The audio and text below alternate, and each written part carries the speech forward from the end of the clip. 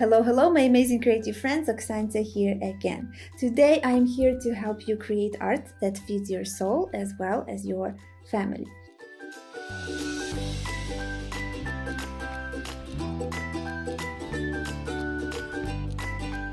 I've been getting a question a lot about the scale of the elements within the tile of the preview tile, or basically this is actual repeat tile of vector repeat patterns for licensing online on microstock websites and for print-on-demand websites. How large the elements should be, how much of the elements should the customer be able to see, and is it the scale at all important?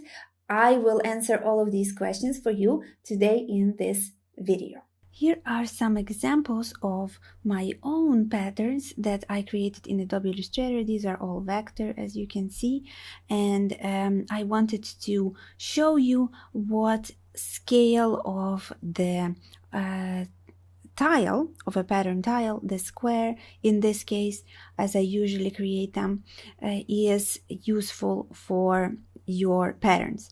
So basically this is an example of the floral pattern, and what I suggest here is that this is useful to look at existing examples to show that the repeat of my patterns is not too small, in the scale of it not too small. It is meaning that the elements are still visible while the repeat is showing. So in this case, a rule of thumb is that you can see at least two of the same instances of your flower. Let's say this is the biggest flower and here it repeats. It does not have to be exactly same position and size. It can be rotated, as in this case, and similar size and position, but here is 1, 2, 3 of these flowers and a few of the same flowers, and in this case here is the repeat, the same as two of these peonies right here. The repeat is showing a few different elements are repeating within one tile, while the elements are still clear and the details are still visible, so they're not too small. Here is another example with the leaves, a little bit of a different kind of overlapping composition and style, a little bit of a kind of a kimono inspired. Again, a lot of leaves and a lot of them are repeating in the same element, so that it gives us the feeling how it would look on a fabric while the details are still visible. Here is a little bit more of an abstract natural pattern right here with different kinds of leaves and some negative space around them. In this respect, again, we see a bunch of the same elements within the repeat, and the details are still not too small. And this is an example for you of one of my geometric patterns.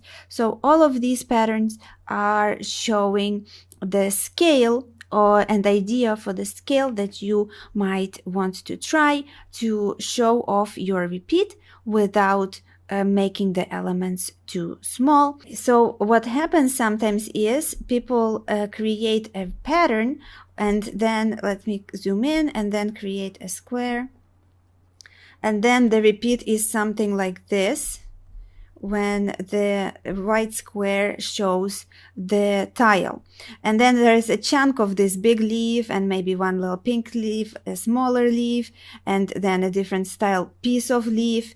And even though the repeat itself might be correct, not this in this case, this is just an example, but it is not clear what is showing here on this picture. Let's see if I can create a mask here. Yeah. So let's imagine that this is a correct repeat, which is not. It's an example. But here is a preview that people might show on their website, that this does not show the actual fabric preview. It just shows general style and colors and some of the elements. It doesn't even show us all of the elements. For example, this element is not clear what it would be, and the same as for this element on the top. That's why, let's go back. Here are once again the examples for you of a scale that I recommend for vector repeat patterns.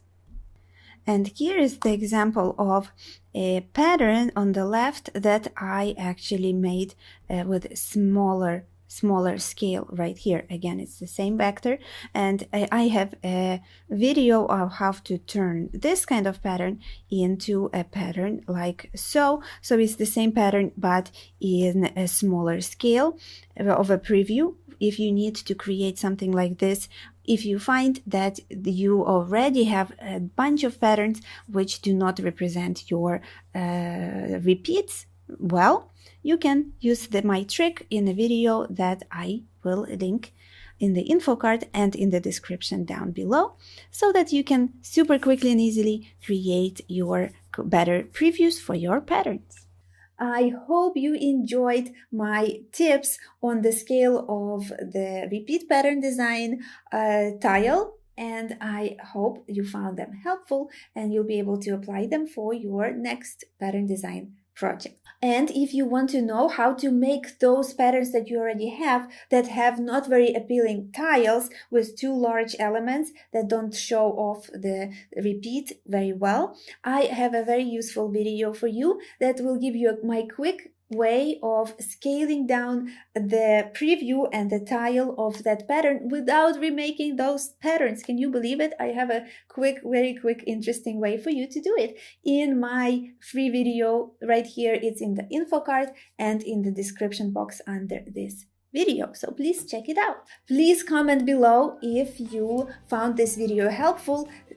Please give me a yes or maybe no, and I want to know your feedback for this video, as well as please like this video if you liked it, because it helps so much for me to grow my channel, as well as know what you guys like and what I should be creating more videos for you on which topics. Remember to grab your copy of my free ebook about 15 top tips for vector repeat pattern design colors. As I always say, grow, love, and create, my creative friends. I will see you in my next video. Bye!